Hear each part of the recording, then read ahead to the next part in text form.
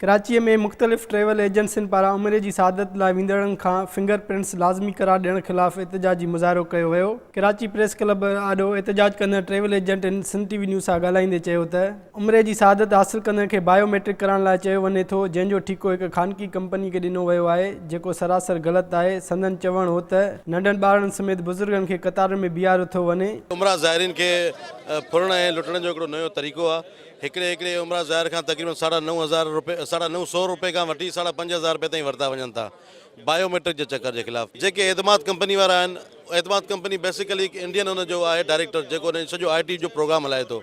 उन में इहो वाज़े तौर ते रसीद ते लिखे थो, जेकॾहिं तव्हांजो डेटा मिसयूटिलाइज़ थी वञे त उनजी असांजी कंपनी ज़िम्मेदार न आहे। जेकॾहिं असांजो डेटा उन्हनि वटि मिसयूटिलाइज़ को करे सघनि था त असांजी क़ौम जे लाइ न, उमरा ज़ाहिर जे लाइ न, बल्कि असांजे मुल्क जे लाइ, असांजी क़ौम जे लाइ तमामु वॾो हिकिड़ो ख़तरो आहे। असांजो मुतालबो आहे त बायोमेट्रिक नज़र करायो। ये एतमाद कंपनी जो कि उमरा ज़ायरीन का बायोमेट्रिक ले रही है, उसके खिलाफ हम कर रहे हैं और हमारी पाकिस्तान गवर्नमेंट से ये मुतालबा है कि ये गैर मुल्की कंपनी से लेके नादरा जो कि हमारा कौमी इदारा है उसको दिया जाए। उन्हनि वधीक चयो त फिंगर प्रिंट्स पहिरियां नादरा वटि मौजूदु आहे, पर जेकॾहिं कंहिंखे बि के ख़दशा आहिनि त बायोमेट्रिक ट्रेवल एजेंट वटि रखियो वञे, छाकाणि जो उन्हनि वटि लाइसेंस मौजूदु आहे। ट्रेवल एजेंट वटि बायोमेट्रिक हुअण करे उमिरि जी सआदत हासिल कंदड़ खे का बि ॾुखियाई पेश न ईंदी। कराची प्रेस क्लब पारां ट्रेवल एजेंटनि पारां मुज़ाहिरो कयो वियो। हिननि जो चवणो हो त जेकी उमिरि ते ज़ाइरीन वञनि था उन्हनि जी जेका बायोमेट्रिक कई वई आहे। कैमरामैन वकार सां गॾु अब्दुल ख़ालिक मंगी, सन टीवी न्यूज़ कराची।